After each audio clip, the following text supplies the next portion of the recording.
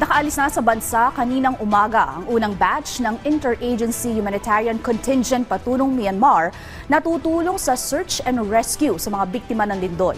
Yan ang balitang pambansa ni JM Pineda ng PTV Manila. Pasado alas 3 kaninang umaga nang lumipad ang unang batch ng Philippine Interagency Humanitarian Contingent papuntang Myanmar. Sila ang grupo na tutulong sa search and rescue na isinasagawa ngayon sa Myanmar matapos tamaan ng malakas na lindol nitong Biyernes. Ang grupo ay binubuo ng iba't ibang ahensya, kabilang na dyan ang rescue units ng Philippine Air Force at Philippine Army, Bureau of Fire Protection, MMDA, DNR, Office of Civil Defense, Department of Health at ilang mga pribadong sektor. Nasa higit 50 katao ang unang lumipad kaninang umaga at inaasahan nga na susunod na rin bukas ang nasa 33 na tauhan pang natitira. Binigyang diin naman ng OCD ang mga bagay o misyon na dapat gampanan ng Pilipinas sa malawakang rescue operation sa Myanmar.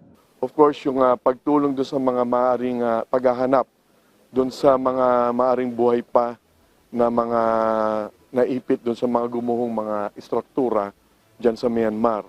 Yan ang importante dahil may panahon pa upang iligtas sila. Pangalawa, galing sa Department of Health, importante yan. Meron silang ipinadala na 32-man team na mga makakatulong para sa medical mission. Tiniyak din ng contingent commander na si Lieutenant Colonel Erwin Diploma na handa ang kanilang hanay sa kabila ng mga banta sa seguridad ng mga tauhan sa gagawin na misyon. Consideration natin security, ino-consider po natin yon.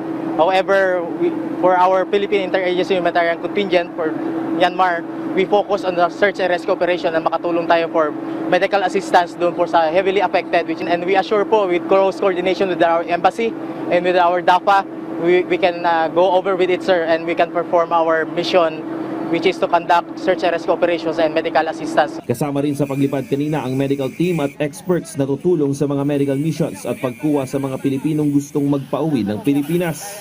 So may battle-tested sila. So sinamahan namin ng ibang members who were actually in Turkey during the last earthquake. So they are self-contained, well-trained, no?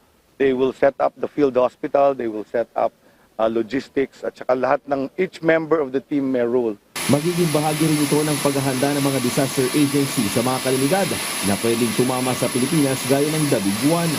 Samantala, nagtungo na kahapon ang Composite Assistance to National Team sa mismong site kung saan huling nakita ang 4 na Pilipinong nawawala. Nakausap na rin umano nila ang mga site supervisor ng rescue operations. Sa ngayon, wala pa rin kumpirmadong nare-retrieve o nare-rescue na Pinoy mula sa site.